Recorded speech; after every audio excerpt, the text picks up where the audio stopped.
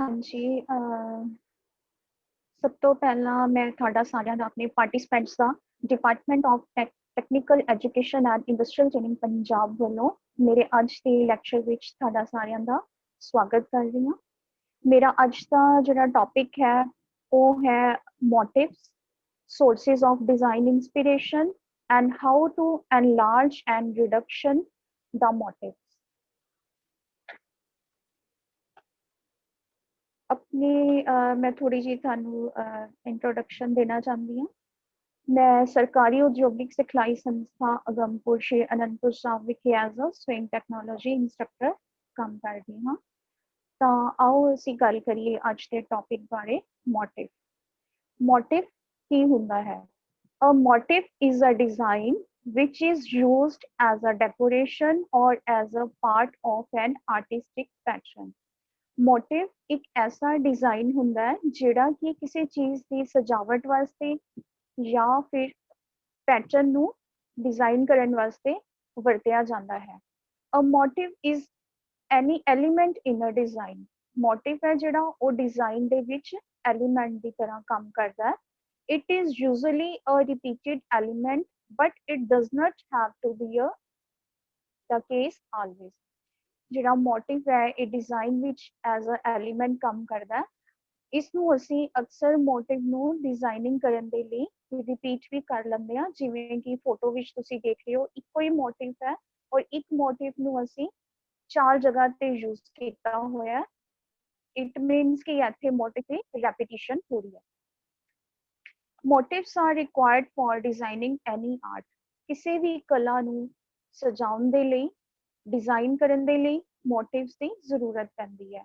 चाहे वो ज्वैलरी होवे, चाहे फैशन होवे, फर्नीचर होवे, टेक्सटाइल होवे या फिर विजुअल आर्ट्स होवे।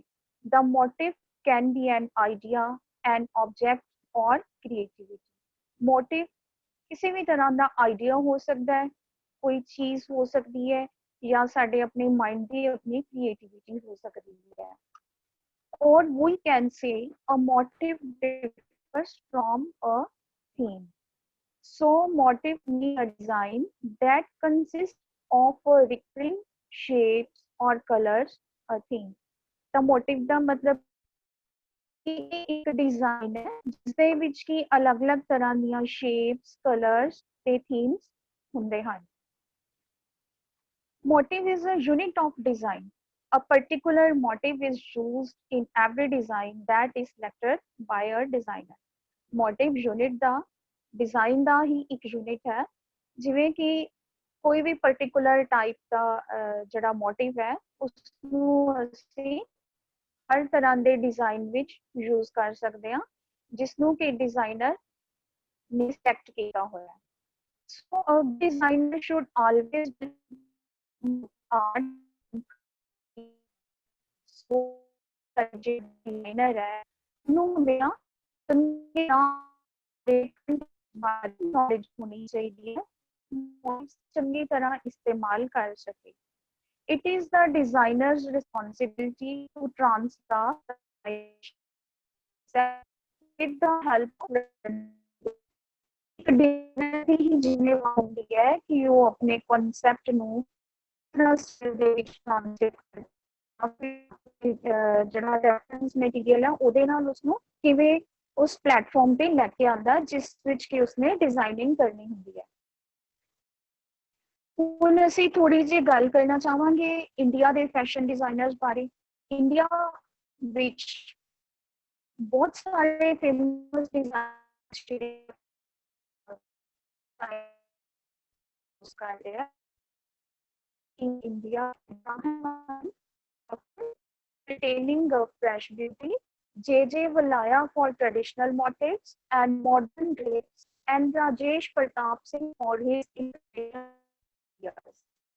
International Ralph Simon's idea of incorporating emotion in cloths and decors, play with unique materials and creating interesting shapes। अलग-अलग designers अलग-अलग तरह के themes ਦੇ ਉੱਤੇ ਕੰਮ ਕਰਦੇ ਹੈ। ਜਿਵੇਂ ਕਿ ਇਬਰਾਹਿਮ ਹੈ ਉਹ ਫਰੈਸ਼ ਬਿਊਟੀ ਤੇ ਕੰਮ ਕਰਦੇ ਉਸ ਤਰ੍ਹਾਂ ਦੇ ਥੀਮ ਉਸ ਤਰ੍ਹਾਂ ਦੇ ਮੋਟਿਵ ਸਾਹਮਣੇ ਲੈ ਕੇ ਆਉਂਦੇ ਹੈ। ਫੇਮਸ ਜਿਹੜੇ ਡਰੈਸ ਡਿਜ਼ਾਈਨਰ ਹੈ ਜੇ ਬੁਲਾਇਆ, ਉਹਨਾਂ ਦੀਆਂ ਜਿਹੜੀਆਂ ਕ੍ਰੀਏਸ਼ਨਸ ਹੈ ਉਹਨਾਂ ਦੇ ਵਿੱਚ ਅਸੀਂ ਟ੍ਰੈਡੀਸ਼ਨਲ ਮੋਟਿਵਸ ਨੂੰ ਅਕਸਰ ਦੇਖਦੇ ਹਾਂ ਔਰ ਟ੍ਰੈਡੀਸ਼ਨਲ ਮੋਟਿਵਸ ਨੂੰ ਮਾਡਰਨ ਡ੍ਰੇਪਸ ਦੇ ਵਿੱਚ ਯੂਜ਼ ਕਰਦੇ ਆ। ਰਾਜੇਸ਼ ਪ੍ਰਤਾਪ ਸਿੰਘ ਹੈ ਜਿਹੜੇ, ਉਹ ਆਪਣੇ ਅਲੱਗ ਤਰ੍ਹਾਂ ਦੇ ਜਿਹੜੇ ਆਈਡੀਆਜ਼ ਹਮੇਸ਼ਾ ਲੈ ਕੇ ਆਉਂਦੇ ਆ। ਜੇ ਗੱਲ ਕਰੀਏ ਅਸੀਂ ਇੰਟਰਨੈਸ਼ਨਲ ਲੈਵਲ ਦੀ, ਤਾਂ ਜਿਹੜੇ ਰਾਫ ਸਾਈਮਨਸ ਹੈ ਉਹਨਾਂ ਦਾ ਜਿਹੜਾ ਆਈਡੀਆ ਹੈ ਉਹ ਆਪਣੇ ਇਮੋਸ਼ਨਸ ਨੂੰ ਲੈ ਕੇ ਕਲੌਥ ਦੇ ਵਿੱਚ ਉਹਨਾਂ ਨੂੰ ਕ੍ਰੀਏਟ ਕਰਦੇ ਆ। ਤੇ ਨਿਕੋਲਸ ਹੈ ਜਿਹੜੇ, ਉਹ ਆਪਣੇ ਅਲੱਗ-ਅਲੱਗ ਤਰ੍ਹਾਂ ਦੇ ਯੂਨੀਕ ਮਟੀਰੀਅਲਸ ਦੇ ਨਾਲ ਇੰਟਰਸਟਿੰਗ ਸ਼ੇਪਸ ਲੈ ਕੇ ਆਉਂਦੇ ਆ ਜਦੋਂ ਆਪਣੀਆਂ ਜਿਹੜੀਆਂ ਕ੍ਰੀਏਸ਼ਨਸ ਆ ਉਹਨਾਂ ਨੂੰ ਡਿਜ਼ਾਈਨ ਕਰਦੇ ਆ। ਇੱਥੇ ਮੈਂ ਤੁਹਾਨੂੰ ਐਗਜ਼ਾਮਪਲ ਦੇਣਾ ਚਾਹਾਂਗੀ, ਪੰਜਾਬ ਦੇ ਹੀ ਇੱਕ ਡਿਜ਼ਾਈਨਰ ਹੈ ਸੁਕੇਤ ਟੀ, ਜਿਹੜੇ ਕਿ ਪੰਜਾਬ ਦਾ ਛੋਟਾ ਜਿਹਾ ਟਾਊਨ ਹੈ ਬੰਗਾ, ਨਵਾਂ ਸ਼ਹਿਰ ਦੇ ਕੋਲ, ਤੁਸੀਂ ਸਾਰਿਆਂ ਨੇ ਸੁਣਿਆ ਹੋਏਗਾ। ਉਹ ਉੱਥੋਂ ਦੀ ਗਰੋ ਅਪ ਹੋ ਕੇ ਸਾਡੀ ਇੰਡਸਟਰੀ, ਫੈਸ਼ਨ ਡਿਜ਼ਾਈਨਿੰਗ ਇੰਡਸਟਰੀਜ਼ ਦੇ ਵਿੱਚ ਪਹੁੰਚੇ। ਉਹਨਾਂ ਦੇ ਜਿਹੜੇ ਗ੍ਰੈਂਡਫਾਦਰ ਸੀ ਉਹ ਉੱਥੇ ਇੱਕ ਕੱਪੜੇ ਦੀ ਦੁਕਾਨ ਦੇ ਵਪਾਰੀ ਸੀਗੇ ਦੁਆਬਾ ਰੀਜਨ ਦੇ ਵਿੱਚ। ਸੁਕੇਤ ਧੀਰ ਜੀ ਜਿਹੜੇ ਪੜ੍ਹਾਈ ਵਿੱਚ ਕੋਈ ਜ਼ਿਆਦਾ ਵਧੀਆ ਨਹੀਂ ਸੀ, ਬਟ ਉਹਨਾਂ ਨੇ ਆਪਣੀ ਇੱਕ ਫਰੈਂਡ ਦੀ ਸੁਜੈਸ਼ਨ ਦੇ ਨਾਲ ਦਿੱਲੀ ਵਿੱਚ ਐਡਮਿਸ਼ਨ ਲਈ।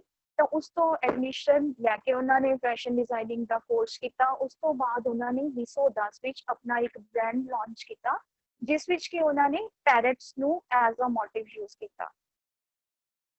He took with his grandfather in Bengal shirts.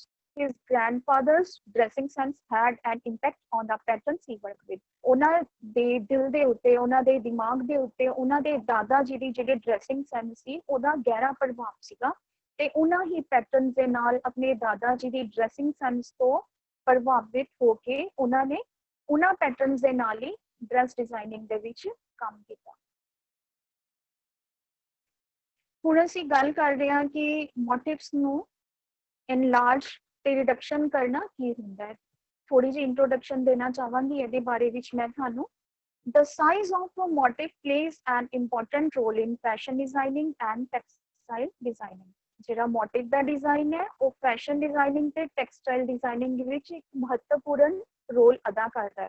So designer should be aware about the concept of enlargement and reduction before taking any designing project.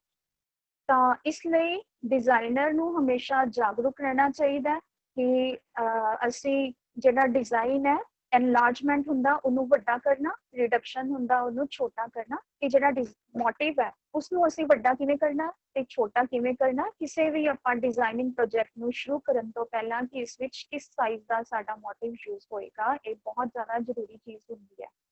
Enlargement and reduction represent two of the very basic designing treatments given to a motif or a design as a whole. Enlargement ਤੇ ਜਿਹੜੇ reduction ਹੈ, ਇਹ ਸਭ ਤੋਂ basic treatments ਹੈ ਜਿਹੜੇ ਕਿ motive ਨੂੰ ਜਾਂ ਡਿਜ਼ਾਈਨ ਨੂੰ ਦਿੱਤੇ ਜਾਂਦੇ ਆ। ਕਿਉਂਕਿ ਜਦੋਂ ਤੱਕ ਸਾਡਾ ਜਿਹੜਾ ਮੋਟਿਵ ਹੈ ਉਸਨੂੰ ਅਸੀਂ ਵੱਡਾ ਜਾਂ ਛੋਟਾ ਨਹੀਂ ਕਰ ਸਕਦੇ, ਉਦੋਂ ਤੱਕ ਆਪਾਂ ਜਿਹੜੀ ਡਿਜ਼ਾਈਨਿੰਗ ਹੈ ਉਹ ਸ਼ੁਰੂ ਨਹੀਂ ਕਰ ਸਕਦੇ। ਫॉर एग्जांपल अगर ਅਸੀਂ ਕਿਸੇ ਲੇਡੀ ਦਾ ਸੂਟ ਡਿਜ਼ਾਈਨ ਕਰਨਾ ਹੈ, ਅਗਰ ਉਸਦੀ ਚੈਸਟ 42 ਇੰਚੀਜ਼ ਹੈ, ਜਾਂ ਅਗਰ ਅਸੀਂ ਇੱਕ ਗਰਲ ਦਾ ਸੂਟ ਡਿਜ਼ਾਈਨ ਕਰਨ ਲੱਗੇ ਹਾਂ ਉਹਦੀ ਚੈਸਟ 32 ਇੰਚੀਜ਼ ਹੈ, ਤਾਂ ਉੱਥੇ ਸਾਨੂੰ ਕੀ ਕਰਨਾ ਹੋਏਗਾ, ਜਿਹੜਾ ਡਿਜ਼ਾਈਨ ਹੈ 42 ਇੰਚੀਜ਼ ਤੋਂ ਡਿਕਰੀਜ਼ ਕਰਕੇ 32 ਤੱਕ ਲੈ ਕੇ ਆਉਣਾ ਹੋਏਗਾ। ਉਹ ਅਸੀਂ ਕਿਸ ਤਰ੍ਹਾਂ ਕਰਾਂਗੇ, ਆਪਣੇ ਮੋਟਿਵ ਨੂੰ ਰਿਡਕਸ਼ਨ ਕਰਕੇ, ਉਹਨੂੰ ਰਿਡਕਟ ਕਰਕੇ। ਅਗਰ ਅਸੀਂ 32 ਤੋਂ 42 ਤੱਕ ਉਹੀ ਸੇਮ ਡਿਜ਼ਾਈਨ ਲੈ ਕੇ ਜਾਣਾ, ਉਹੀ ਮੋਟਿਵ ਲੈ ਕੇ ਜਾਣਾ, ਤਾਂ ਅਸੀਂ ਉਹੀ ਵਾਲਾ ਸੇਮ ਡਿਜ਼ਾਈਨ ਉਹਨੂੰ ਐਨਲਾਰਜ ਕਰਕੇ ਸੇਮ ਉਹੀ ਚੀਜ਼ ਅਸੀਂ 42 ਇੰਚੀਜ਼ ਦੇ ਉੱਤੇ ਉਹਨੂੰ ਸੈੱਟ ਕਰਾਂਗੇ। Textile designers make use of these techniques quite often, particularly when designing prints, for example, screen printing or block printing. Textile designers ਇਹਨਾਂ techniques ਦਾ ਅਕਸਰ ਹੀ यूज करते हैं, वरतों करते हैं, particularly स्पेशली ਜਦੋਂ ਉਹਨਾਂ ਨੇ ਕਿਸੇ ਪ੍ਰਿੰਟ ਨੂੰ ਡਿਜ਼ਾਈਨ ਕਰਨਾ ਹੋਵੇ, ਜਿਵੇਂ ਕਿ ਸਕਰੀਨ ਪ੍ਰਿੰਟਿੰਗ ਤੇ block printing. In this composition, the rectangle is used in two different sizes and orientations. ਇਸ ਜਿਹੜੀ ਤੁਹਾਨੂੰ ਫੋਟੋ ਦਿਖ ਰਹੀ ਹੈ ਸਲਾਈਡ ਦੇ ਉੱਤੇ, ਇਸ ਵਿੱਚ ਰੈਕਟੈਂਗਲਸ ਦਾ ਇਸਤੇਮਾਲ ਕੀਤਾ ਗਿਆ ਅਲੱਗ-ਅਲੱਗ ਤਰੀਕੇ ਨਾਲ। ਕਿਤੇ ਵਰਟੀਕਲੀ ਹੈ, ਕਿਤੇ ਹੌਰੀਜ਼ੌਂਟਲੀ ਹੈ, ਕਿਤੇ ਸਾਈਜ਼ ਵੱਡਾ ਹੈ, ਕਿਤੇ ਛੋਟਾ ਹੈ, ਸਾਰਾ ਤੁਸੀਂ ਦੇਖ ਸਕਦੇ ਹੋ।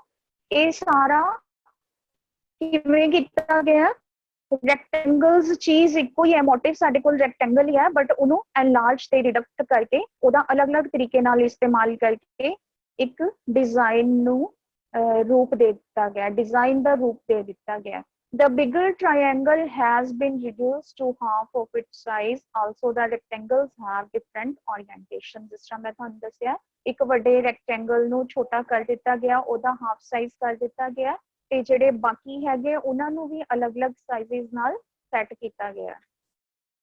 ਹੁਣ ਅਸੀਂ ਗੱਲ ਕਰਦੇ ਹਾਂ ਕਿ ਟੂਲਸ ਸਾਨੂੰ ਕਿਹੜੇ ਚਾਹੀਦੇ ਹੁੰਦੇ ਆ ਕਿਸੇ ਮੋਟਿਵ ਨੂੰ ਵੱਡਾ ਕਰਨ ਲਈ ਤੇ ਛੋਟਾ ਕਰਨ ਲਈ। ਸਭ ਤੋਂ ਪਹਿਲਾਂ ਸਾਡੇ ਕੋਲ ਟੂਲ ਹੈਗਾ ਐਪੀਡੀਆਸਕੋਪ। ਇਹ ਸ਼ਾਇਦ ਤੁਸੀਂ ਨਾਮ ਪਹਿਲੀ ਵਾਰ ਸੁਣਿਆ ਹੋਵੇਗਾ। ਇਹ ਇੱਕ ਇਸ ਤਰ੍ਹਾਂ ਦਾ ਇਨਸਟਰੂਮੈਂਟ ਹੈ ਜਿਸ ਨੂੰ ਕਿ ਅਸੀਂ ਜਿਹੜਾ ਡਿਜ਼ਾਈਨ ਹੈ ਉਹਨੂੰ ਵੱਡਾ ਕਰਨ ਲਈ ਇਹਦੀ ਵਰਤੋਂ ਕੀਤੀ ਜਾਂਦੀ ਹੈ। The design to be enlarged is placed on the flat glass top of the instrument called the projection plate. Design ਨੂੰ ਜਦੋਂ ਅਸੀਂ ਵੱਡਾ ਕਰਨਾ ਹੈ ਉਸ ਨੂੰ ਇਹਦੇ ਉੱਤੇ ਇੱਕ ਜਿਹੜਾ ਤੁਹਾਨੂੰ ਉੱਪਰੋਂ ਖੁੱਲਾ ਪਾਰਟ ਦਿਖ ਰਿਹਾ ਉੱਥੇ ਇੱਕ ਪਲੇਟ ਬਣੀ ਹੋਈ ਹੈ ਜਿਹਨੂੰ ਕਿ ਪ੍ਰੋਜੈਕਸ਼ਨ ਪਲੇਟ ਕਿਹਾ ਜਾਂਦਾ ਹੈ, ਉਹਦੇ ਤੇ ਰੱਖ ਦਿੱਤਾ ਜਾਂਦਾ ਹੈ। The amount of enlargement is adjustable. ਜਿਹੜਾ ਜਿੰਨੇ ਸਾਈਜ਼ ਦਾ ਸਾਨੂੰ ਡਿਜ਼ਾਈਨ ਚਾਹੀਦਾ ਉਹ ਐਡਜਸਟੇਬਲ ਹੁੰਦਾ ਹੈ। The enlarged image is projected on the screen or on a white wall in front of the instrument. ਜਿਹੜੀ ਜਦੋਂ ਅਸੀਂ ਇਹਦੇ ਤੇ ਸਕਰੀਨ ਦੇ ਉੱਤੇ ਡਿਜ਼ਾਈਨ ਨੂੰ ਪਲੇਸ ਕਰਦੇ ਹਾਂ ਤਾਂ ਇਹਦੀ ਜਿਹੜੀ ਸ਼ੈਡੋ ਹੈ ਉਹ ਸਾਹਮਣੇ ਇੱਕ ਵਾਈਟ ਕਲਰ ਦੀ ਵਾਲ ਹੈ, ਤਾਂ ਜਿਹੜੀ ਦੀਵਾਰ ਹੁੰਦੀ ਹੈ ਉਹਦੇ ਤੇ ਇਹਦੀ ਸਕਰੀਨ ਦੀ ਸ਼ੈਡੋ ਪੈਂਦੀ ਹੈ, ਜਿਹਦੇ ਨਾਲ ਕਿ ਜਦੋਂ ਸਾਨੂੰ ਜਿੰਨਾ ਸਾਈਜ਼ ਸਾਨੂੰ ਡਿਜ਼ਾਈਨ ਦਾ ਚਾਹੀਦਾ ਹੈ ਜਦੋਂ ਸਾਨੂੰ ਸੈਟਿੰਗ ਦੇ ਨਾਲ ਸਾਨੂੰ ਸਾਹਮਣੇ ਦਿਖ ਜਾਵੇ ਉਸ ਜਗ੍ਹਾ ਤੇ ਅਸੀਂ ਇਹਨੂੰ set ਕਰ ਸਕਦੇ ਹਾਂ। And epidiascope helps in magnifying the design to very large sizes.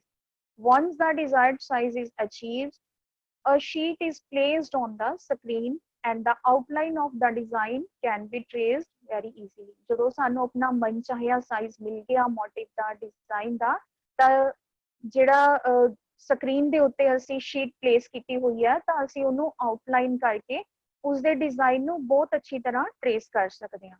The epidiascopes are available in various sizes. ਇਹ ਸਾਨੂੰ ਕਾਫੀ ਅਲੱਗ-ਅਲੱਗ ਸਾਈਜ਼ਸ ਵਿੱਚ ਮਾਰਕੀਟ ਵਿੱਚ ਮਿਲ ਜਾਂਦੇ ਹਨ। ਸੈਕਿੰਡ ਸਾਡੇ ਕੋਲ ਜਿਹੜੀ ਮਸ਼ੀਨ ਹੈ enlargement ਤੇ ਰਿਡਕਸ਼ਨ ਦੀ ਉਹ ਹੈ ਫੋਟੋਕਾਪੀਅਰ, ਜਿਸ ਨੂੰ ਅਸੀਂ ਜ਼ੈਰੋਕਸ ਮਸ਼ੀਨ ਵੀ ਕਹਿੰਦੇ ਹਾਂ, ਜੋ ਸਿੰਪਲ ਸਾਡੇ ਫੋਟੋ ਸਟੇਟ ਜਿਹੜੀਆਂ ਸ਼ਾਪਸ ਹੈ ਉੱਥੇ ਵੀ ਮਿਲ ਜਾਂਦੀ ਹੈ, ਆਫਿਸਿਸ ਵਿੱਚ ਵੀ ਅਵੇਲੇਬਲ ਹੁੰਦੀ ਹੈ। ਇਹ ਫੋਟੋਕਾਪੀਅਰ ਉਹੀ ਹੈ। ਇਸ ਦੀ ਹੈਲਪ ਨਾਲ ਅਸੀਂ ਸਾਈਜ਼ ਵਧਾ ਵੀ ਸਕਦੇ ਹਾਂ ਤੇ ਘਟਾ ਵੀ ਸਕਦੇ ਹਾਂ। ਕਾਪਿੰਗ on both sides of the sheet of paper and also ਕਾਪਿੰਗ in colour. ਇਸ ਦੇ ਨਾਲ ਅਸੀਂ ਸ਼ੀਟਸ ਦੀਆਂ ਦੋਨੋਂ ਸਾਈਡ ਨੂੰ ਕਾਪੀ ਕਰ ਸਕਦੇ ਹਾਂ ਔਰ ਕਲਰਸ ਵਿੱਚ ਵੀ ਕਾਪੀ ਕਰ ਸਕਦੇ ਹਾਂ, ਯਾਨੀ ਕਿ ਕਲਰਫੁਲ ਕਾਪੀ ਕਰ ਸਕਦੇ ਹਾਂ। The photocopier has become a very essential designing tool. ਇਹ ਫੈਸ਼ਨ ਡਿਜ਼ਾਈਨਿੰਗ ਦੇ ਖੇਤਰ ਦੇ ਵਿੱਚ ਇੱਕ ਬਹੁਤ ਜ਼ਿਆਦਾ ਜ਼ਰੂਰੀ ਟੂਲ ਬਣ ਗਿਆ ਹੈ। It has made the time consuming task of manual enlargement and reduction much easier and quicker.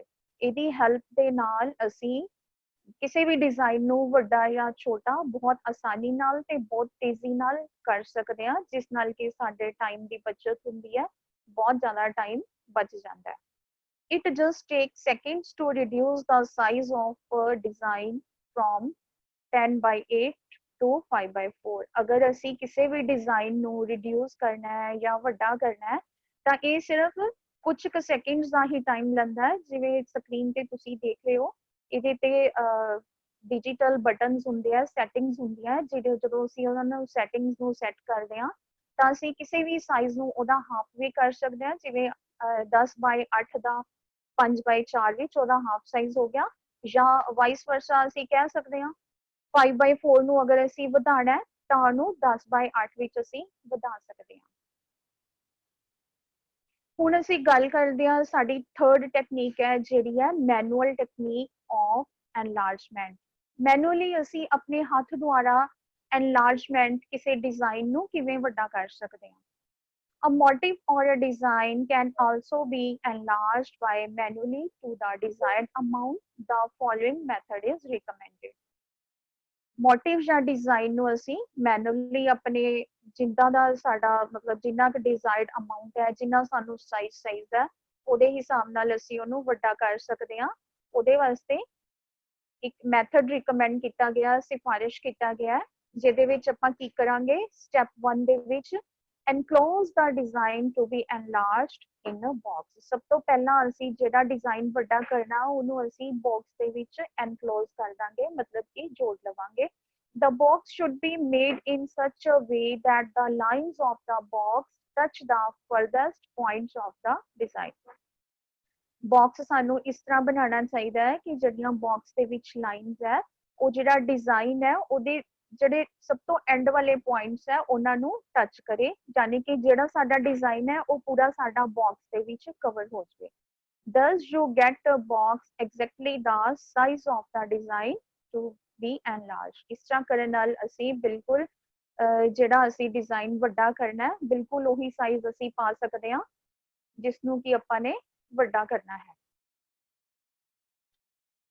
Photo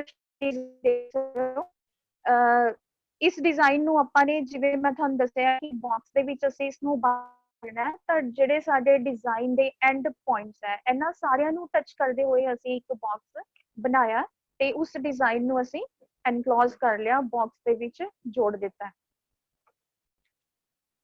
step 2 ਵਿੱਚ ਅਸੀਂ ਕੀ ਕਰਾਂਗੇ, ਹੁਣ ਜਿਹੜਾ ਬਾਕਸ ਬਣਾਇਆ ਉਹਦੀ ਲੈਂਥ ਤੇ ਬ੍ਰੈਡਥ ਹੈ ਜਿਹੜੀ ਬਾਕਸ ਦੀ ਉਹਨੂੰ ਮੈਜ਼ਰ ਕਰਾਂਗੇ। ਉਸ ਤੋਂ ਬਾਅਦ divide this with the number of parts into which the design is to be divided. ਉਸ ਤੋਂ ਬਾਅਦ ਜਿੰਨੀ ਸਾਡੀ ਲੈਂਥ ਤੇ ਵਿਡਥ ਆਈ ਹੈ, ਅਗਰ 3.5 ਬਾਈ 7 ਆਈ ਹੈ ਸਪੋਜ਼ ਕਰੋ, ਤਾਂ ਅਸੀਂ ਉਸਨੂੰ ਇਕੁਅਲ ਪਾਰਟਸ ਦੇ ਵਿੱਚ ਸਕੇਲ ਦੀ ਹੈਲਪ ਦੇ ਨਾਲ ਆਪਾਂ ਉਹਨੂੰ ਬਰਾਬਰ ਭਾਗਾਂ ਵਿੱਚ ਵੰਡ ਲਵਾਂਗੇ ਔਰ ਅਸੀਂ ਇਸਨੂੰ ਨੰਬਰਿੰਗ ਦੇ ਦੇਵਾਂਗੇ। ਜਿਵੇਂ ਵਿਡਥ ਵਾਈਜ਼ ਅਸੀਂ ਇਹਨੂੰ 5 ਨੰਬਰ ਦਿੱਤੇ ਹੈ 1 2 3 4 5 ਔਰ ਲੈਂਥ ਵਾਈਜ਼ ਅਸੀਂ ਇਸਨੂੰ 7 ਭਾਗਾਂ ਵਿੱਚ ਵੰਡਿਆ A B C D E and F। ਤਾਂ ਇਹਦੇ ਵਿੱਚ ਕੀ ਹੋਏਗਾ, ਇਹਦੇ ਨਾਲ ਸਾਨੂੰ 0.5 ਇੰਚਸ ਦਾ ਇੱਕ ਬਾਕਸ ਸਾਡਾ ਤਿਆਰ ਹੋ ਜਾਏਗਾ। ਉਹਦੇ ਨਾਲ ਅਸੀਂ ਇਹਨਾਂ ਸਾਰਿਆਂ ਨੂੰ ਮਾਰਕ ਕਰਕੇ ਇਕੁਅਲ ਡਿਵੀਜ਼ਨ ਦੇ ਵਿੱਚ ਡਿਵਾਈਡ ਕਰ ਦਾਂਗੇ ਤਾਂ ਇਹ ਸਾਡੀ ਇੱਕ ਡਿਵਾਈਡਡ ਇਮੇਜ ਤਿਆਰ ਹੋ ਜਾਏਗੀ।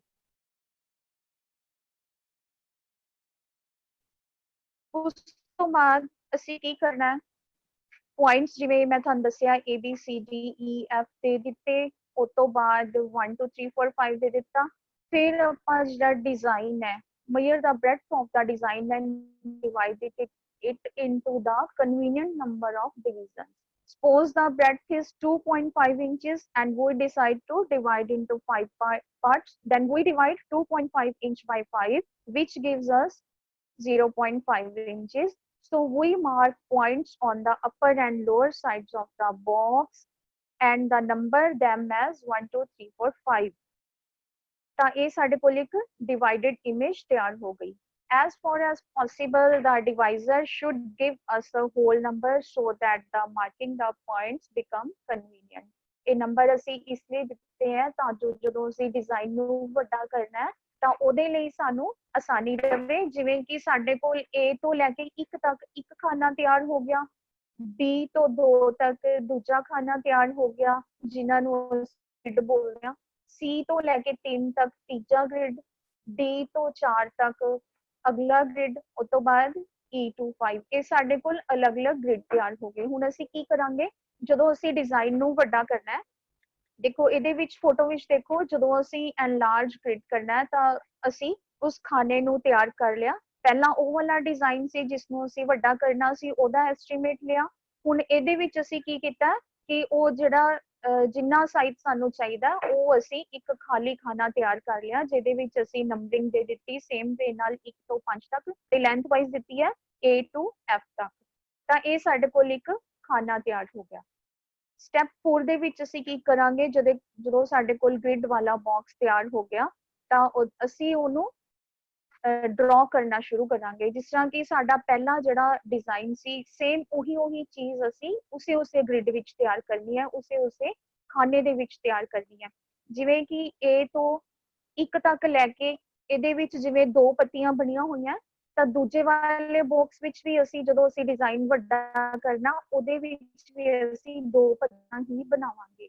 B ਤੋਂ 2 ਤੱਕ ਜਿਹੜੀ ਸਾਡੇ ਨੂੰ ਇੱਕ ਸ਼ੇਪ ਦਿਖ ਰਹੀ ਹੈ ਪੰਜ ਸ਼ੇਪ ਦੀ, ਤਾਂ ਉਹਦੇ ਵਿੱਚ ਵੀ ਅਸੀਂ B ਤੋਂ 2 ਤੱਕ ਅਸੀਂ ਸੇਮ ਉਹੀ ਚੀਜ਼ ਬਣਾਵਾਂਗੇ। ਜਿਹੜੇ ਜਿਹੜੇ ਬਾਕਸ ਵਿੱਚ ਜਿਹੜਾ ਜਿਹੜਾ ਡਿਜ਼ਾਈਨ ਦਾ ਪਾਰਟ ਬਣਿਆ ਉਹੀ ਡਿਜ਼ਾਈਨ ਦਾ ਪਾਰਟ ਅਸੀਂ ਉਹ ਵੱਡੇ ਕੀਤੇ ਹੋਏ ਜਿਹੜੇ ਖਾਨੇ ਆ ਉਹਨਾਂ ਵਿੱਚ ਡਰਾ ਕਰਨਾ ਹੈ, ਤਾਂ ਉਹਦਾ ਰਿਜ਼ਲਟ ਕੀ ਆਏਗਾ ਕਿ ਸਾਨੂੰ ਸਾਡਾ ਵੱਡਾ ਹੋਇਆ ਡਿਜ਼ਾਈਨ ਮਿਲ ਜਾਏਗਾ। ਸੇਮ ਉਸੇ ਤਰ੍ਹਾਂ ਦਾ ਜਿਸ ਤਰ੍ਹਾਂ ਦਾ ਕਿ ਸਾਡੇ ਕੋਲ ਛੋਟਾ ਡਿਜ਼ਾਈਨ ਸੀਗਾ, ਉਸੇ ਤਰ੍ਹਾਂ ਦਾ ਸੇਮ ਡਿਜ਼ਾਈਨ ਸਾਡੇ ਕੋਲ ਬਣ ਕੇ ਤਿਆਰ ਹੋ ਜਾਏਗਾ। ਤਾਂ ਉਸ ਤਰ੍ਹਾਂ ਸਟੈਪ ਬਾਈ ਸਟੈਪ ਅਸੀਂ ਕਰਦੇ ਹੋਏ ਇੱਕ ਇੱਕ ਖਾਨੇ ਨੂੰ ਬਣਾਉਂਦੇ ਹੋਏ ਅਸੀਂ ਡਿਜ਼ਾਈਨ ਨੂੰ ਪੂਰਾ ਕਰਾਂਗੇ, ਤਾਂ ਉਹਦਾ ਰਿਜ਼ਲਟ ਕੀ ਆਏਗਾ ਜਿਵੇਂ ਤੁਸੀਂ ਇਮੇਜ 'ਚ ਦੇਖ ਰਹੇ ਹੋ, ਫੋਟੋ 'ਚ ਦੇਖ ਰਹੇ ਹੋ, ਉਹਦੇ ਵਿੱਚ ਸਾਡੇ ਕੋਲ ਇੱਕ ਵੱਡੀ ਐਨਲਾਰਜਡ ਇਮੇਜ ਜਿਹੜੀ ਡਿਜ਼ਾਈਨ ਹੈ ਉਹ ਬਣ ਕੇ ਤਿਆਰ ਹੋ ਗਈ ਹੈ। ਤਾਂ ਇਸ ਤਰੀਕੇ ਨਾਲ ਅਸੀਂ ਬਾਕਸਿਸ ਨੂੰ ਬਣਾ ਕੇ ਅਸੀਂ ਆਪਣੇ ਡਿਜ਼ਾਈਨ ਨੂੰ ਵੱਡਾ ਕਰ ਸਕਦੇ ਹਾਂ। ਹੁਣ ਗੱਲ ਕਰਦੇ ਹਾਂ ਡਿਜ਼ਾਈਨ ਨੂੰ ਛੋਟਾ ਕਰਨ ਦੀ technique of reduction. A motif or a design can be reduced to the desired size, for example, to half or one-fourth the original size, etc. One has to follow the same procedure as for ਹੁਣ ਅਗਰ ਅਸੀਂ ਮਨ ਚ ਆਇਆ ਕੋਈ ਵੀ design ਦਾ ਵੱਡੇ ਤੋਂ ਛੋਟਾ ਕਰਨਾ ਹੈ, ਤਾਂ ਉਹਨੂੰ ਅਸੀਂ 1/4 ਜਾਂ 1/2 ਹਾਫ ਸਾਈਜ਼ ਤੱਕ ਵੀ ਅਸੀਂ ਉਹਨੂੰ ਛੋਟਾ ਕਰ ਸਕਦੇ ਹਾਂ। ਉਹਦੇ ਲਈ ਸਾਨੂੰ ਕੀ ਕਰਨਾ ਹੋਏਗਾ, ਜਿਸ ਪ੍ਰੋਸੀਜਰ ਨਾਲ ਅਸੀਂ ਡਿਜ਼ਾਈਨ ਨੂੰ ਵੱਡਾ ਕੀਤਾ ਸੇਮ ਉਸੇ ਵੇ ਨਾਲ ਅਸੀਂ ਵਾਪਸ ਆ ਜਾਣਾ, ਸੇਮ ਉਸੇ ਤਰੀਕੇ ਨਾਲ ਅਸੀਂ ਡਿਜ਼ਾਈਨ ਨੂੰ ਛੋਟਾ ਕਰ ਸਕਦੇ ਹਾਂ। ਜਿਵੇਂ ਕਿ ਇਸ ਫੋਟੋ 'ਚ ਦੇਖ ਰਹੇ ਹੋ ਤੁਸੀਂ, ਐਨਕਲੋਜ਼ ਡਿਜ਼ਾਈਨ ਹੈ, ਇੱਧਰ ਜਿਹੜਾ ਬਾਕਸਿਸ ਵਾਲਾ ਡਿਜ਼ਾਈਨ ਹੈ ਸਾਡੇ ਕੋਲ ਵੱਡਾ ਹੈ ਔਰ ਇੱਧਰ ਐਨਕਲੋਜ਼ ਡਿਜ਼ਾਈਨ ਛੋਟਾ ਹੈ। ਹੁਣ ਅਸੀਂ ਇਸ ਨੂੰ ਛੋਟਾ ਕਿਵੇਂ ਕਰਾਂਗੇ, ਛੋਟੇ ਵਾਸਤੇ ਵੀ ਸੇਮ ਇਦਾਂ ਹੀ ਕਰਾਂਗੇ। ਅਸੀਂ ਇੱਕ ਬਾਕਸ ਤਿਆਰ ਕਰਾਂਗੇ, ਜਿਵੇਂ ਵੱਡਾ ਕਰਨ ਸਮੇਂ ਕੀਤਾ ਸੀ 1 ਤੋਂ 5 ਤੱਕ ਤੇ ਲੈਂਥ ਵਾਈਜ਼ A ਤੋਂ F ਤੱਕ ਆਪਾਂ ਜਿਹੜੇ ਸਾਈਜ਼ ਹੈ ਡਿਜ਼ਾਈਨ ਨੂੰ ਮੇਜ਼ਰ ਕੀਤਾ ਸੀ, ਅਗਰ ਅਸੀਂ ਉਸ ਨੂੰ ਹਾਫ ਕਰਨਾ ਉਹਦਾ ਹਾਫ ਦਾ ਸਾਈਜ਼ ਲੈ ਕੇ ਅਸੀਂ ਇੱਕ ਬਾਕਸ ਤਿਆਰ ਕਰਾਂਗੇ ਜਿਹਦੇ ਵਿੱਚ ਕਿ ਲੈਂਥ ਤੇ ਵਿਡਥ ਵਾਈਜ਼ ਆਪਾਂ ਨੰਬਰਿੰਗ ਦੇ ਦਾਂਗੇ। ਉਸ ਤੋਂ ਬਾਅਦ ਉਸੇ ਤਰੀਕੇ ਨਾਲ ਜਿਵੇਂ ਅਸੀਂ A ਤੋਂ 1 ਤੱਕ ਅਗਰ ਸਾਡੇ ਕੋਲ 2 ਪੱਤੀਆਂ ਸੀ ਤਾਂ ਅਸੀਂ ਰਿਡਿਊਸ ਜਿਹੜਾ ਸਾਡਾ ਗ੍ਰਿਡ ਹੈ ਅਸੀਂ ਡਰਾ ਕੀਤਾ, ਤਾਂ ਜਿਹੜਾ ਛੋਟਾ ਕੀਤਾ ਹੋਏ ਬਾਕਸਿਸ ਹੈ ਉਹਨਾਂ ਵਿੱਚ ਵੀ ਅਸੀਂ ਸੇਮ ਉਹੀ 2 ਪੱਤੀਆਂ ਡਰਾ ਕਰਾਂਗੇ। ਜਿੱਥੇ ਪਾਨ ਪੱਤਾ ਹੈਗਾ ਸਾਡੇ ਕੋਲ ਉੱਥੇ ਅਸੀਂ ਪਾਨ ਪੱਤੇ ਨੂੰ ਡਿਜ਼ਾਈਨ ਕਰਾਂਗੇ। ਸੇਮ ਇਸ ਤਰ੍ਹਾਂ ਕਰਦੇ ਹੋਏ ਹੌਲੀ ਹੌਲੀ ਇੱਕ ਇੱਕ ਬਾਕਸ ਵਿੱਚੋਂ ਜਿੰਨਾ ਜਿੰਨਾ ਬਣਿਆ ਹੋਇਆ ਓਰੀਜਨਲ ਡਿਜ਼ਾਈਨ ਵਿੱਚ ਉਹਨਾਂ ਹੀ ਅਸੀਂ ਛੋਟੇ ਕੀਤੇ ਹੋਏ ਡਿਜ਼ਾਈਨ ਵਿੱਚ ਡਰਾ ਕਰਦੇ ਜਾਵਾਂਗੇ ਬਾਕਸ ਬਾਈ ਬਾਕਸ। ਤਾਂ ਉਹਦਾ ਰਿਜ਼ਲਟ ਕੀ ਆਏਗਾ, ਐਂਡ ਵਾਲੀ ਜਿਹੜੀ ਪਿਕਚਰ ਹੈ ਉਹ ਸਾਡੇ ਕੋਲ ਰਿਡਿਊਸਡ ਇਮੇਜ ਦੇ ਰੂਪ ਵਿੱਚ ਆ ਗਈ ਹੈ, ਉਹਦੇ ਵਿੱਚ ਸਾਡਾ ਡਿਜ਼ਾਈਨ ਹੈ ਜਿਹੜਾ ਉਹ ਕੱਟ ਕੇ ਤਿਆਰ ਹੋ ਗਿਆ। ਹੁਣ ਅਸੀਂ ਥੋੜੀ ਜੀ ਗੱਲ ਕਰਾਂਗੇ ਸੋਰਸਿਸ ਆਫ ਡਿਜ਼ਾਈਨ ਇਨਸਪੀਰੇਸ਼ਨ। ਜਿਹੜੇ ਡਿਜ਼ਾਈਨ ਹੈ, ਜਿਹੜੇ ਡਿਜ਼ਾਈਨਰਸ ਹੈ ਉਹਨਾਂ ਕੋਲ ਕਿਹੜੇ ਸੋਮੇ ਹੁੰਦੇ ਆ ਕਿ ਉਹ ਡਿਜ਼ਾਈਨ ਕਿਸ ਚੀਜ਼ ਤੋਂ ਇਨਸਪਾਇਰ ਹੋ ਕੇ ਡਿਜ਼ਾਈਨਿੰਗ ਕਰਦੇ ਆ। The most basic unit of a design or the smallest unit of a pattern is a motif. ਜਿਹੜਾ ਡਿਜ਼ਾਈਨ ਦਾ ਸਭ ਤੋਂ ਬੇਸਿਕ ਯੂਨਿਟ ਹੈ, ਸਭ ਤੋਂ ਜਿਹੜਾ ਫਰਸਟ ਸਟੈਪ ਹੁੰਦਾ ਹੈ ਉਹ ਕੀ ਹੁੰਦਾ ਹੈ, ਉਹ ਹੁੰਦਾ ਮੋਟਿਵ। ਸਭ ਤੋਂ ਸਮਾਲੈਸਟ ਯੂਨਿਟ ਹੈ ਇਹ motive the, often inspired by nature and also social, economic, culture and religious factors. ਜਿਹੜੇ ਡਿਜ਼ਾਈਨਰਸ ਹੁੰਦੇ ਆ ਅਕਸਰ ਉਹ ਕਿਹਦੇ ਤੋਂ ਪ੍ਰਭਾਵਿਤ ਹੁੰਦੇ ਆ, ਕਿਸ ਤੋਂ ਇਨਸਪਾਇਰ ਹੁੰਦੇ ਆ, ਕੁਦਰਤ ਤੋਂ। ਕੁਦਰਤ ਵਿੱਚ ਸਾਨੂੰ ਬਹੁਤ ਸਾਰੀਆਂ ਚੀਜ਼ਾਂ ਮਿਲ ਜਾਂਦੀਆਂ ਦੇਖਣ ਨੂੰ, ਜਿਵੇਂ ਕਿ ਅਲੱਗ-ਅਲੱਗ ਤਰ੍ਹਾਂ ਦੇ ਫੁੱਲ, ਅਲੱਗ-ਅਲੱਗ ਤਰ੍ਹਾਂ ਦੇ ਰੰਗ ਜਾਂ ਅਲੱਗ-ਅਲੱਗ ਤਰ੍ਹਾਂ ਦੇ ਪੰਛੀ ਹੋ ਗਏ, ਜਾਂ ਸਾਡੇ ਸੋਸ਼ੋ ਇਕਨੋਮਿਕ ਕਲਚਰਲ ਚੀਜ਼ਾਂ ਹੋ ਗਈਆਂ, ਜਾਂ ਧਾਰਮਿਕ ਜਿਹੜੇ ਤੱਤ ਹੈ ਉਹ ਸਾਡੇ ਦਿਮਾਗ ਤੇ ਜਿਹੜਾ ਅਸਰ ਛੱਡਦੇ ਆ, ਉਹਨਾਂ ਤੋਂ ਹੀ ਜਿਹੜੇ ਮੋਟਿਵ ਹੈ ਉਹ ਤਿਆਰ ਕੀਤੇ ਜਾਂਦੇ ਆ। The motifs on traditional Indian apparel all distinct and most very colorfully represented. ਜਿਹੜੇ ਸਾਡੇ ਇੰਡੀਆ ਦੇ ਪੁਰਾਤਨ ਮੋਟਿਵ ਹੈ ਅਪੇਰਲ ਸੈਕਟਰ ਦੇ, ਉਹ ਸਾਰੇ ਬਹੁਤ ਕਲਰਫੁਲੀ ਰਿਪਰੈਜ਼ੈਂਟ ਕੀਤੇ ਹੁੰਦੇ ਆ ਡਿਜ਼ਾਈਨਰਸ ਨੇ। ਉਹਨਾਂ ਵਿੱਚ ਕੁਦਰਤ ਤੋਂ ਲੈ ਗਏ ਹੁੰਦੇ ਆ ਕੁਝ ਥੀਮਸ, ਜਿਹੜੇ ਮੋਟਿਵਸ ਹੈ ਕੁਝ ਕਲਚਰ ਹੈ ਉਹਦੇ ਤੋਂ ਲੈ ਲੈਂਦੇ ਆ, ਕੁਝ ਧਾਰਮਿਕ ਇਫੈਕਟਸ ਹੁੰਦੇ ਆ, ਤਾਂ ਇਹਨਾਂ ਸਾਰੀਆਂ ਚੀਜ਼ਾਂ ਨੂੰ ਮਿਲਾ ਕੇ motif ਤਿਆਰ ਕੀਤੇ ਜਾਂਦੇ ਆ।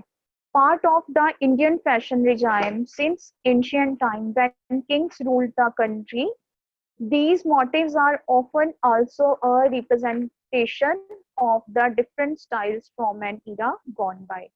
अगर असी इंडिया दे फैशन की गल करिए तो पुराने समयां तो ਜਦੋਂ ਦੇ ਕਿੰਗਸ ਇੱਥੇ ਰੂਲ ਕਰਦੇ ਸੀ, ਰਾਜੇ ਮਹਾਰਾਜੇ ਰਾਜ ਕਰਦੇ ਸੀ, ਤਾਂ ਉਦੋਂ ਤੋਂ ਇਹ ਜਿਹੜੇ ਮੋਟਿਵ ਹੈ ਅਕਸਰ ਇਹ ਜਿਹੜੇ ਮਤਲਬ ਇਹਨਾਂ ਨੂੰ ਪੇਸ਼ ਕੀਤਾ ਜਾਂਦਾ ਸੀ ਅਲੱਗ-ਅਲੱਗ ਸਟਾਈਲ ਦੇ ਰੂਪ ਵਿੱਚ। Also derived from architectures and religious philosophies, birds, flowers, fruits, and even animals have stories to tell, beliefs to share. ਇਹ ਜਿਹੜੇ ਇੰਸਪੀਰੇਸ਼ਨ ਹੈ ਇਹ ਕਿੱਥੋਂ ਹੋਰ ਕਿੱਥੋਂ ਕਿੱਥੋਂ ਸੀ, ਇਹ ਆਰਕੀਟੈਕਟ ਕੋਲੋਂ ਵੀ ਆਉਂਦੀ ਸੀ, ਕਿਉਂਕਿ ਜੇ ਅਸੀਂ ਇੰਡੀਆ ਦੇ ਭਵਨ ਨਿਰਮਾਣ ਕਲਾ ਦੀ ਗੱਲ ਕਰੀਏ, ਸਾਡੇ ਪੁਰਾਣੇ ਮੰਦਿਰ ਮਸਜਿਦਾਂ ਉਹਨਾਂ ਵਿੱਚ ਇੱਕ ਸਾਨੂੰ ਵਿਲੱਖਣ ਮਿਸਾਲ ਮਿਲਦੀ ਹੈ ਆਰਕੀਟੈਕਚਰ ਦੀ, ਭਵਨ ਨਿਰਮਾਣ ਕਲਾ ਦੀ। ਤਾਂ ਉਹਦੇ ਵਿੱਚ ਸਾਡੇ ਜਿਹੜੇ ਧਰਮ ਹੈ, ਅਲੱਗ-ਅਲੱਗ ਧਰਮ ਹੈ, ਉਹਨਾਂ ਦੇ ਫਿਲਾਸਫਰਸ ਹੈ ਜਾਂ ਬਰਡਸ ਹੈ, ਫੁੱਲ ਹੋ ਗਏ, ਫਰੂਟ ਹੋ ਗਏ, ਈਵਨ ਐਨੀਮਲਸ ਦਾ ਵੀ ਇਸਤੇਮਾਲ ਕੀਤਾ ਜਾਂਦਾ ਹੈ ਮੋਟਿਵਸ ਨੂੰ ਕ੍ਰੀਏਟ ਕਰਨ ਵਿੱਚ। ਅਲੱਗ-ਅਲੱਗ ਤਰੀਕੇ ਨਾਲ ਇਹਨਾਂ ਦਾ ਇਸਤੇਮਾਲ ਕਰਕੇ ਸਟੋਰੀਜ਼ ਦੱਸੀਆਂ ਜਾਂਦੀਆਂ ਜਿਨ੍ਹਾਂ ਤੇ ਸਾਡਾ ਸਮਾਜ ਅੱਜ ਵੀ ਵਿਸ਼ਵਾਸ ਕਰਦਾ ਹੈ, ਜਿਵੇਂ ਕਿ ਕ੍ਰਿਸ਼ਨ ਜੀ ਹੋ ਗਏ ਜਾਂ ਉਹਨਾਂ ਦੀਆਂ ਸਿੰਰੀਜ਼ ਕਈ ਏਦਾਂ ਦੀਆਂ ਜਿਹੜੀਆਂ ਗੋਪੀਆਂ ਦੇ ਨਾਲ ਬਣੀਆਂ ਹੋਈਆਂ ਸੀ, ਜਾਂ ਉਹਨਾਂ ਦੀ ਲਾਈਫ ਵਿੱਚ ਜੋ ਹੋਇਆ, ਸਾਡੇ ਗੁਰੂਆਂ ਦੀ ਲਾਈਫ ਵਿੱਚ ਜੋ ਹੋਇਆ, ਉਹ ਮੋਟਿਵਸ ਦੇ ਥਰੂ ਦੱਸਿਆ ਜਾਂਦਾ ਹੈ। ਹੁਣ ਮੋਟਿਵਸ ਦੀ ਗੱਲ ਵਿੱਚ ਅਸੀਂ ਸਭ ਤੋਂ ਪਹਿਲਾਂ ਗੱਲ ਕਰਦੇ ਹਾਂ ਕਿ ਕਿਸ ਤਰ੍ਹਾਂ ਦੇ ਮੋਟਿਵਸ ਸਾਡੇ ਡਿਜ਼ਾਈਨਰਸ ਇਸਤੇਮਾਲ ਕਰਦੇ ਆ। ਇਸ ਕੜੀ ਵਿੱਚ ਸਭ ਤੋਂ ਪਹਿਲਾਂ ਸਾਡੇ ਕੋਲ ਮੋਟਿਵ ਆਉਂਦਾ ਹੈ ਪੀਕੌਕ ਮੋਟਿਵ। ਪੀਕੌਕ ਨੂੰ ਤੁਸੀਂ ਸਾਰੇ ਪਹਿਚਾਨਦੇ ਹੋ, ਜਾਣਦੇ ਹੋ ਚੰਗੀ ਤਰ੍ਹਾਂ। ਇਹ ਇੱਕ ਬਹੁਤ ਖੂਬਸੂਰਤ ਪੰਛੀ ਹੁੰਦਾ ਹੈ। Found in paintings from the Indus Valley civilization, Buddhist sculptures and art effects from the Gupta period and Mughal miniatures. ਇਹ ਜਿਹੜੇ ਪੀਕੌਕ ਦੇ ਮੋਟਿਵ ਹੈ ਇਹ ਸਾਨੂੰ ਇੰਡਸ ਵੈਲੀ ਸਿਵਲਾਈਜੇਸ਼ਨ ਸੀ, ਜਿਹੜੀ ਸਿੰਧੂ ਘਾਟੀ ਸਭਿਅਤਾ ਜਿਹਨੂੰ ਕਹਿੰਦੇ ਆ, ਉਹਦੀਆਂ ਪੇਂਟਿੰਗਸ ਵਿੱਚੋਂ ਵੀ ਮਿਲਦਾ ਹੈ, ਔਰ ਇਹ ਬੁੱਧ ਧਰਮ ਦੇ ਵਿੱਚੋਂ ਵੀ ਮਿਲਦਾ ਹੈ, ਉਹਦੇ ਜਿਹੜੇ ਮੰਦਿਰ ਬਣੇ ਹੋਏ ਆ। ਤੇ ਗੁਪਤ ਕਾਲ ਦੇ ਜਿਹੜੇ ਪੀਰੀਅਡ ਹੈ, ਮੁਗਲ ਕਾਲ ਦੇ ਜਿਹੜੇ ਬਣੇ ਹੋਏ ਆ, ਮਿਨੀਏਚਰਸ ਬਣੇ ਹੋਏ ਆ, ਇਹ ਸਾਰੇ ਉਹਨਾਂ ਵਿੱਚ ਇਸ ਪੀਕੌਕ ਦਾ ਇਸਤੇਮਾਲ, ਮੋਰ ਦਾ ਇਸਤੇਮਾਲ ਕਾਫੀ ਡਿਜ਼ਾਈਨਸ ਵਿੱਚ ਕੀਤਾ ਜਾਂਦਾ ਹੈ, ਜਿਹੜੇ ਕਿ ਅਲੱਗ-ਅਲੱਗ ਕਾਲ ਵਿੱਚ ਅਲੱਗ-ਅਲੱਗ ਤਰ੍ਹਾਂ ਦੀ ਕਲਾ ਦੇ ਨਾਲ ਸਾਨੂੰ ਮਿਲ ਜਾਂਦਾ ਹੈ। Although the fact that it represented the same idea is not certainly known, the national bird is now a symbol of immortality. ਭਾਵੇਂ ਕਿ ਇਹ ਸੇਮ ਆਈਡੀਆ ਹੁੰਦਾ ਸਾਰੇ ਪਾਸੇ, ਪਰ ਇਹ ਸਾਡਾ ਇੰਡੀਆ ਦਾ ਨੈਸ਼ਨਲ ਬਰਡ ਹੈ, ਜਿਸ ਨੂੰ ਕਿ ਅਸੀਂ ਏਕਤਾ ਦੇ ਸਿੰਬਲ ਦੇ ਵਿੱਚ ਵੀ ਅਸੀਂ ਇਸ ਨੂੰ ਜਾਣਦੇ ਹਾਂ। Motifs of the peacock are found commonly on traditionally designed fabrics with more embellished designs on bridal wear. As in some cultures, the peacock signifies the completeness of being a woman. ਜਿਹੜੇ peacock ਨਾਲ ਜੁੜੇ ਹੋਏ ਸਾਡੇ motifs ਹੈ ਉਹ ਆਮ ਤੌਰ ਤੇ ਸਾਨੂੰ ਜਿਹੜੇ ਪੁਰਾਤਨ ਸਾਡੇ ਡਿਜ਼ਾਈਨ ਕੀਤੇ ਹੋਏ ਕੱਪੜੇ ਹੈ, ਜਿਵੇਂ ਸਿਲਕ ਦੀਆਂ ਸਾੜੀਆਂ ਹੋ ਗਈਆਂ ਜਾਂ ਹੋਰ ਫੈਬਰਿਕ ਹੈ ਸਾਡੇ, ਉਹਨਾਂ ਤੇ ਇਹ ਬ੍ਰਾਈਡਲ ਵੇਅਰ ਦੇ ਜਿਹੜੇ ਡਿਜ਼ਾਈਨਸ ਹੈ, ਬ੍ਰਾਈਡਲ ਗਾਊਨਸ ਹੁੰਦੇ ਸੀ ਜਾਂ ਬ੍ਰਾਈਡਲ ਲਹਿੰਗੇ ਹੁੰਦੇ ਸੀ, ਉਹਨਾਂ ਦੇ ਉੱਤੇ ਵੀ ਸਾਨੂੰ ਅਕਸਰ ਇਹ ਪੀਕੌਕ ਦੀ ਡਿਜ਼ਾਈਨਿੰਗ, ਮੋਰ ਦੀ ਡਿਜ਼ਾਈਨਿੰਗ ਕੀਤੀ ਹੋਈ ਮਿਲ ਜਾਂਦੀ ਹੈ। ਇਸ ਸਲਾਈਡ ਵਿੱਚ ਤੁਸੀਂ ਦੇਖ ਸਕਦੇ ਹੋ ਜਿਵੇਂ ਕਿ ਬਲਾਊਜ਼ ਦੇ ਉੱਤੇ ਵੀ ਬਹੁਤ ਖੂਬਸੂਰਤੀ ਨਾਲ ਮੋਰ ਦੇ ਮੋਟਿਵ ਦਾ ਇਸਤੇਮਾਲ ਕੀਤਾ ਗਿਆ ਹੈ, ਤੇ ਦੂਜੇ ਵਿੱਚ ਸਾੜੀ ਵਿੱਚ ਵੀ ਇੱਕ ਪੀਕੌਕ ਦਾ ਡਿਜ਼ਾਈਨ ਬਣਾ ਕੇ ਸਾੜੀ ਦੇ ਪੱਲੂ ਨੂੰ ਡਿਜ਼ਾਈਨ ਕੀਤਾ ਗਿਆ। ਤਾਂ ਇਹ ਜਿਹੜਾ ਪੀਕੌਕ ਹੈ ਇਹ ਆਪਣੇ ਆਪ 'ਚ ਇੱਕ ਮਹੱਤਵਪੂਰਨ ਹੈ। ਅਗਰ ਇੱਕ ਲੇਡੀ ਨੂੰ ਸੰਪੂਰਨ ਕਰਨਾ ਹੋਵੇ, ਕਹਿ ਲਓ ਉਹਦੀ ਡਰੈਸਿੰਗ ਸੈਂਸ ਨੂੰ ਸੰਪੂਰਨ ਕਰਨ ਵਾਸਤੇ ਜਿਹੜਾ ਪੀਕੌਕ ਹੈ, ਮੋਰ ਹੈ, ਇੱਕ ਬਹੁਤ ਮਹੱਤਵਪੂਰਨ ਰੋਲ ਅਦਾ ਕਰਦਾ ਹੈ। ਪੁਰਾਤਨ ਸਮੇਂ ਤੋਂ ਲੈ ਕੇ ਅੱਜ ਤੱਕ ਲੇਡੀਜ਼ ਇਸ ਨੂੰ ਪੀਕੌਕ ਮੋਟਿਵ ਨੂੰ ਬਹੁਤ ਜ਼ਿਆਦਾ ਲਾਈਕ ਕਰ ਰਹੀਆਂ। ਅੱਜ ਦੇ ਜ਼ਮਾਨੇ ਵਿੱਚ ਵੀ ਅਸੀਂ ਪੀਕੌਕ ਦੇ ਮੋਟਿਵਸ ਦੁਪੱਟਿਆਂ ਦੇ ਉੱਤੇ, ਸੂਟਸ ਦੇ ਉੱਤੇ, ਗਾਊਨਸ ਦੇ ਉੱਤੇ ਇਹਨਾਂ ਨੂੰ ਡਿਜ਼ਾਈਨ ਕੀਤੇ ਹੋਏ ਬਹੁਤ ਜਗ੍ਹਾ ਤੇ ਦੇਖ ਸਕਦੇ ਹਾਂ। ਅੱਗੇ ਸਾਡੇ ਕੋਲ ਆਂਦਾ ਹੈ ਪੈਰਟ ਦਾ ਮੋਟਿਵ। ਪੈਰਟ ਤੋਤੇ ਨੂੰ ਵੀ ਕਈ ਜਗ੍ਹਾ ਤੇ ਇਸਤੇਮਾਲ ਕੀਤਾ ਜਾਂਦਾ ਹੈ।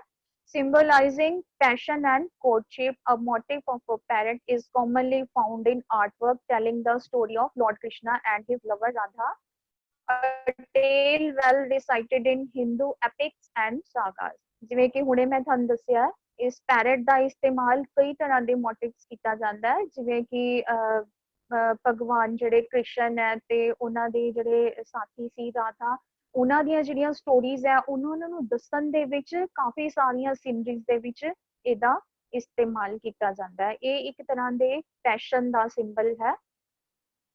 Generally found on textiles from West Bengal, Gujarat, and Rajasthan, the bird also represents lovers' association and is often used in cultural design for both ਇਹ ਜਿਹੜਾ ਪੈਰਟ ਹੈ ਇਹ ਜਨਰਲੀ ਸਾਨੂੰ ਜਿਹੜੇ ਗੁਜਰਾਤ, ਬੰਗਾਲ ਤੇ ਰਾਜਸਥਾਨ ਦੇ ਜਿਹੜੇ ਕੱਪੜੇ ਹੈ, ਜਿਹੜਾ ਉੱਥੇ ਦਾ ਕੱਪੜਾ ਟੈਕਸਟਾਈਲ ਤਿਆਰ ਹੋਇਆ ਹੋਇਆ ਮੋਸਟਲੀ ਉਹਨਾਂ ਦੇ ਵਿੱਚੋਂ ਸਾਨੂੰ ਮਿਲ ਜਾਂਦਾ ਹੈ ਤਿਆਰ ਕੀਤਾ ਹੋਇਆ।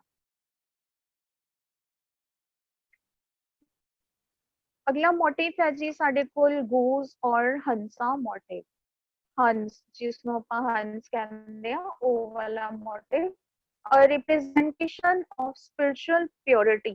हंस है जिहड़े इह आत्मिक शुद्धि नूं रिप्रेजेंट करदे आ। The artwork of a goose has been found in poetry from the Indus Valley and on wall depictions at the popular Ajanta caves in Maharashtra। ਜਿਹੜੇ ਇਹ ਸਾਡੇ ਹੰਸਾ ਮੋਟਿਵਸ ਹੈ ਇਹ ਸਾਡੇ ਇੰਡਸ ਵੈਲੀ ਜਿਹੜੀ ਸਿੰਧੂ ਘਾਟੀ ਸਭਿਅਤਾ ਸੀ ਉਹਦੀਆਂ ਸਾਨੂੰ ਪੋਇਟਰੀ ਵਿੱਚ ਵੀ ਮਿਲ ਜਾਂਦੀ ਹੈ ਔਰ ਜਿਹੜੀਆਂ ਸਭ ਤੋਂ ਫੇਮਸ ਸਾਡੇ ਇੰਡੀਆ ਦੇ ਵਿੱਚ ਅਜੰਤਾ ਐਲੋਰਾ ਗੁਫਾਵਾਂ ਹੈ, ਕੇਵਸ ਹੈ ਮਹਾਰਾਸ਼ਟਰ ਦੇ ਵਿੱਚ, ਉੱਥੇ ਸਾਨੂੰ ਇਹਨਾਂ ਦਾ ਇਸਤੇਮਾਲ ਕੀਤਾ ਹੋਇਆ ਬਹੁਤ ਮਿਲ ਜਾਂਦਾ ਹੈ। Commonly found in paintings from pre-Mughal times, this motif is now mostly found on textiles from the south of India।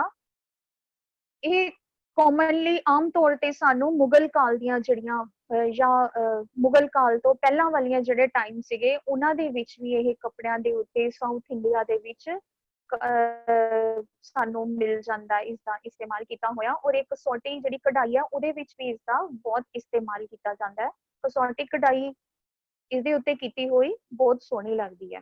अगला मोटिव है साडे कोल लोटस। लोटस के कमल दा फुल जिसनूं असीं कमल दा फुल भी कह दिंदे हां।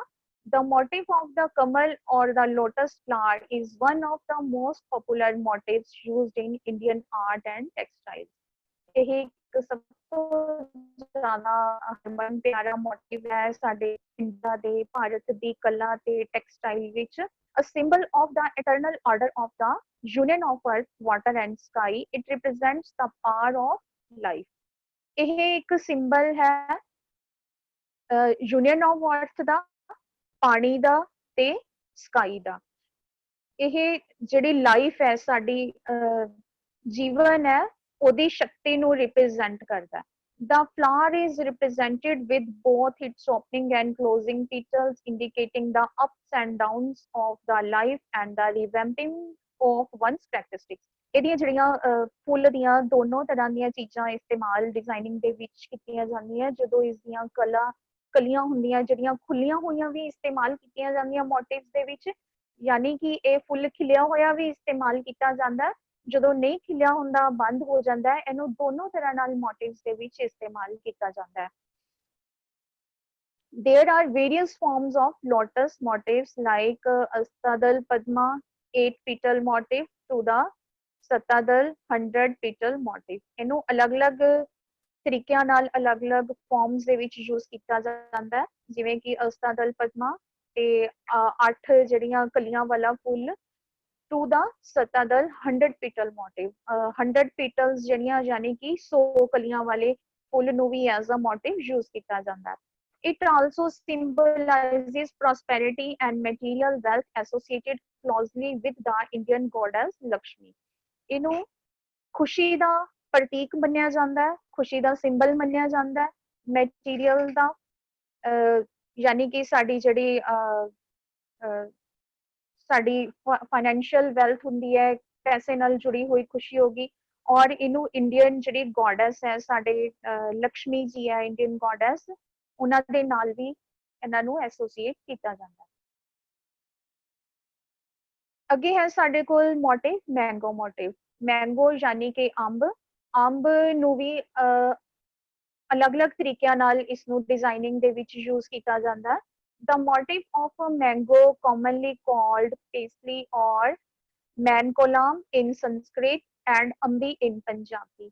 ਇਹਨਾਂ ਨੂੰ ਅਲੱਗ-ਅਲੱਗ ਤਰੀਕਿਆਂ ਨਾਲ ਅਲੱਗ-ਅਲੱਗ ਭਾਸ਼ਾਵਾਂ ਵਿੱਚ ਅਲੱਗ-ਅਲੱਗ ਨਾਮਾਂ ਨਾਲ ਜਾਣਿਆ ਜਾਂਦਾ ਹੈ, ਜਿਵੇਂ ਕਿ ਪੈਸਲੇ ਔਰ ਮਾਨਕੋਲਮ ਇਨ ਸੰਸਕ੍ਰਿਤ ਦੇ ਵਿੱਚ ਇਹਨਾਂ ਨੂੰ ਇਹਨਾਂ ਨਾਮਾਂ ਨਾਲ ਜਾਣਿਆ ਜਾਂਦਾ ਹੈ, ਤੇ ਪੰਜਾਬੀ ਭਾਸ਼ਾ ਵਿੱਚ ਅਸੀਂ ਇਸ ਨੂੰ ਅੰਬੀ ਦੇ ਨਾਮ ਨਾਲ ਜਾਣਦੇ ਹਾਂ। ਅੰਬੀ ਨੂੰ ਸੂਟਾਂ ਨੂੰ ਜਿਹੜੇ ਸਾਡੇ ਬੈੱਡਸ਼ੀਟਸ ਹੈ ਹੈਂਡਲੂਮ ਦੇ ਵਿੱਚ ਜਾਂ ਕਰਟਨਸ ਕੋਈ ਵੀ ਚੀਜ਼ ਹੋਵੇ ਉਸਨੂੰ ਡਿਜ਼ਾਈਨ ਕਰਨ ਦੇ ਵਿੱਚ ਇਸਤੇਮਾਲ ਕੀਤਾ ਜਾਂਦਾ ਹੈ।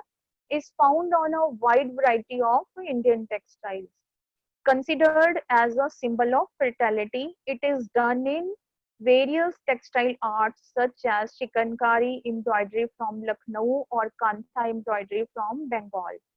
ਇਹਨੂੰ fertility ਮਤਲਬ ਕਿ ਉਪਜਾਊਪਣ ਦੇ ਸਿੰਬਲ ਦੇ ਤੌਰ ਤੇ ਵੀ ਮੰਨਿਆ ਜਾਂਦਾ ਹੈ, ਪਹਿਚਾਨਿਆ ਜਾਂਦਾ ਹੈ। ਇਹਨੂੰ ਅਲੱਗ-ਅਲੱਗ ਤਰ੍ਹਾਂ ਦੇ ਟੈਕਸਟਾਈਲ ਆਰਟ ਵਿੱਚ ਯੂਜ਼ ਕੀਤਾ ਜਾਂਦਾ ਹੈ, ਜਿਵੇਂ ਕਿ ਚਿਕਨਕਾਰੀ ਕਢਾਈ ਹੋ ਗਈ ਜਿਹੜੀ ਲਖਨਊ ਦੀ ਫੇਮਸ ਕਢਾਈ ਹੈ, ਤੇ ਕਾਂਥਾ ਵਰਕ ਜਿਹੜਾ ਬੈਂਗਲੌਰ ਦਾ, ਉਸ ਦੀ ਕਢਾਈ ਵਿੱਚ ਵੀ ਇਸ ਨੂੰ ਅੰਬੀ ਦੇ ਮੋਟਿਵ ਨੂੰ ਬਹੁਤ ਵਧੀਆ ਤਰੀਕੇ ਨਾਲ ਯੂਜ਼ ਕੀਤਾ ਜਾਂਦਾ ਹੈ। ਤੇ ਸਾਡੇ ਕੋਲ ਅਗਲਾ ਮੋਟਿਵ ਹੈ ਸਾਡੇ ਕੋਲ ਟਰੀ ਦਾ ਮੋਟਿਵ। ਟਰੀ ਮੀਨਸ ਕਿ ਦਰਖਤ, ਅਲੱਗ-ਅਲੱਗ ਤਰ੍ਹਾਂ ਦੇ ਦਰਖਤਾਂ ਦਾ ਵੀ ਡਿਜ਼ਾਈਨਿੰਗ ਦੇ ਵਿੱਚ ਬਹੁਤ ਵਧੀਆ ਤਰੀਕੇ ਨਾਲ ਯੂਜ਼ ਕੀਤਾ ਜਾਂਦਾ ਹੈ, ਬਹੁਤ ਵਧੀਆ ਤਰੀਕੇ ਨਾਲ ਵਰਤੋਂ ਕੀਤੀ ਜਾਂਦੀ ਹੈ। A tree laden with flowers and fruits with birds in its branches and animals sheltering under it indicates that all is well with life on earth.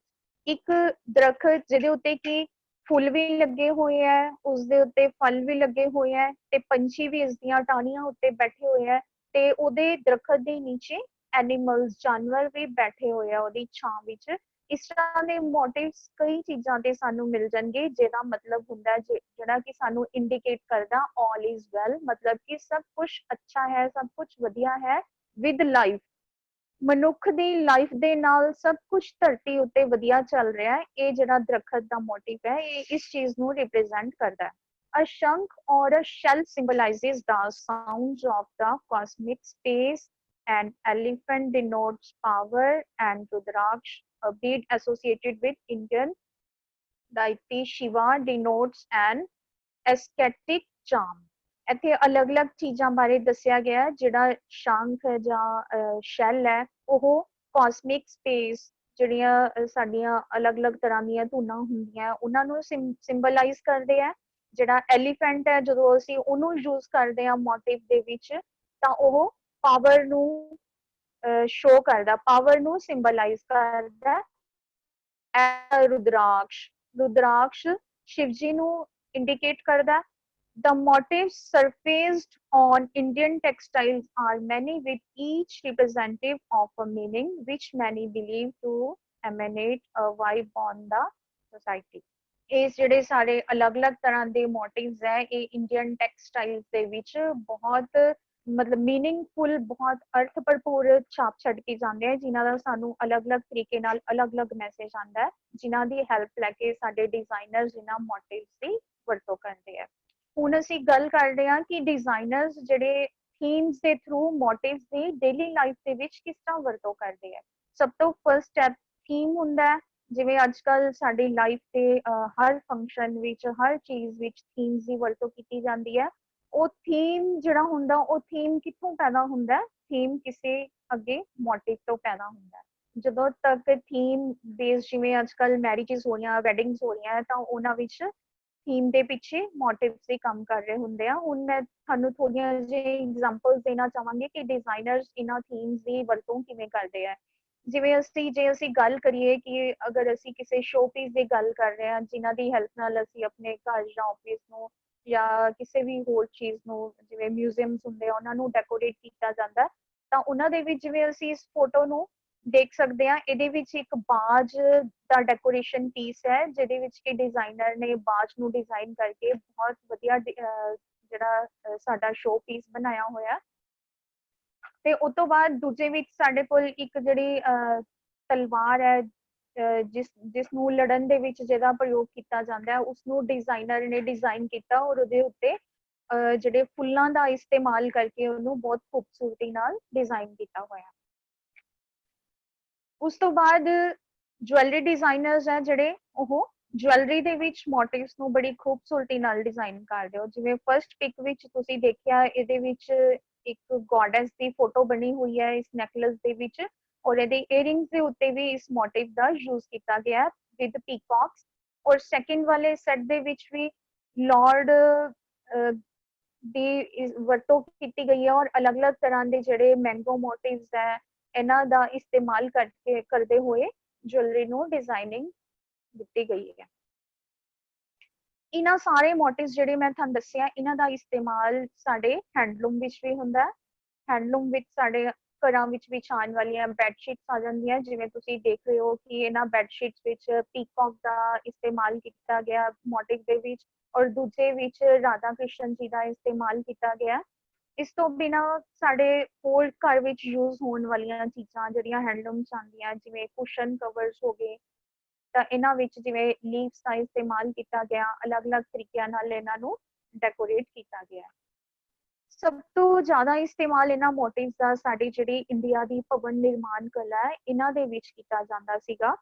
ਜਿਹਦੇ ਫੋਟੋ ਵਿੱਚ ਤੁਸੀਂ ਦੇਖ ਸਕਦੇ ਹੋ, ਜਿਹੜੇ ਸਾਡੇ ਪੁਰਾਤਨ ਸਾਊਥ ਇੰਡੀਆ ਵੱਲ ਕਾਫੀ ਇਸ ਤਰ੍ਹਾਂ ਦੇ ਮੰਦਿਰ ਹੈ ਜਿਨ੍ਹਾਂ ਨੂੰ ਬਹੁਤ ਖੂਬਸੂਰਤੀ ਨਾਲ ਮੋਟਿਵਸ ਦਾ ਇਸਤੇਮਾਲ ਕਰਦੇ ਹੋਏ ਡਿਜ਼ਾਈਨ ਕੀਤਾ ਹੋਇਆ।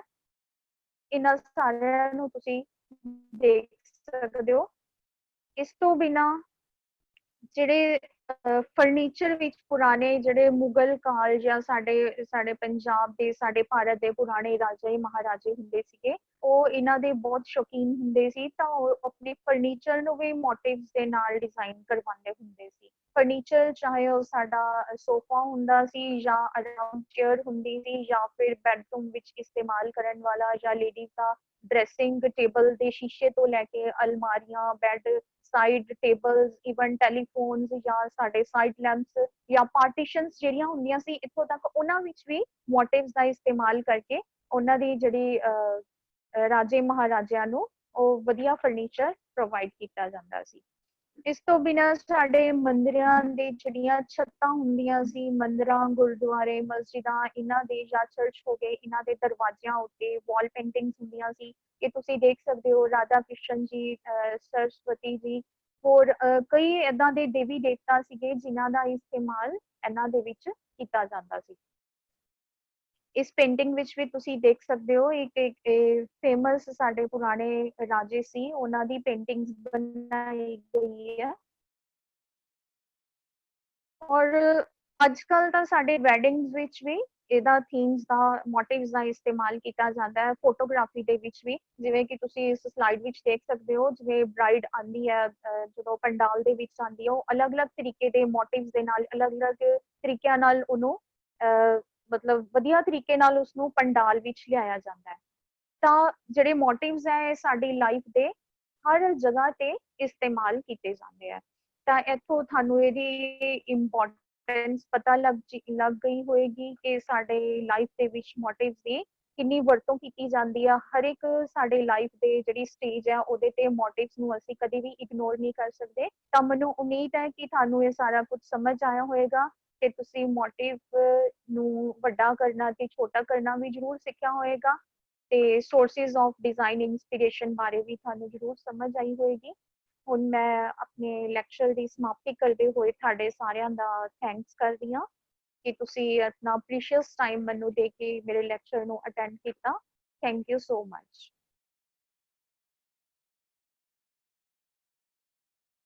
ਹੁਣ ਅਗਰ ਕਿਸੇ ਸਟੂਡੈਂਟ ਦੀ ਕੋਈ ਕੁਐਰੀ ਹੈ ਤਾਂ ਉਹ ਪਲੀਜ਼ ਮੈਨੂੰ ਆਪਣੀ ਕੁਐਰੀ ਪੁੱਛ ਸਕਦਾ ਹੈ।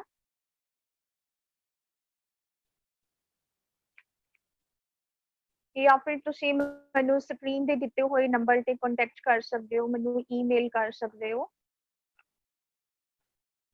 ਹਾਂਜੀ ਅਨੂ ਬਾਲਾ ਜੀ, ਆਪਣੇ ਆਪ ਨੂੰ ਅਨਮਿਊਟ ਕਰਕੇ ਤੁਸੀਂ ਪੁੱਛ ਸਕਦੇ ਹੋ ਕੀ ਪੁੱਛਣਾ ਚਾਹੁੰਦੇ ਹੋ।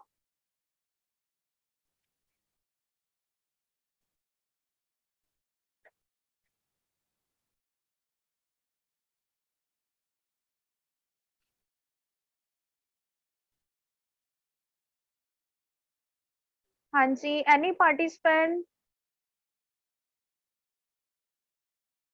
ਅਨੂ ਬਾਲਾ ਜੀ ਕੁਝ ਕਹਿਣਾ ਚਾਹੁੰਦੇ ਸੀ, ਆਪਣਾ ਹੈਂਡ ਰੇਜ਼ ਕੀਤਾ ਉਹਨਾਂ ਨੇ, ਆਪਣੇ ਆਪ ਨੂੰ ਅਨਮਿਊਟ ਕਰਕੇ ਪੁੱਛ ਸਕਦੇ ਹੋ ਪਲੀਜ਼।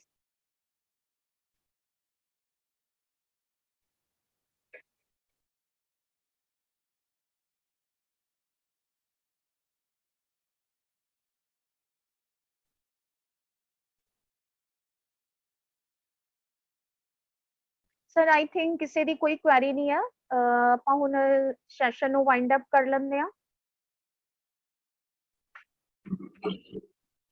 Okay ma'am. ਹਾਂਜੀ।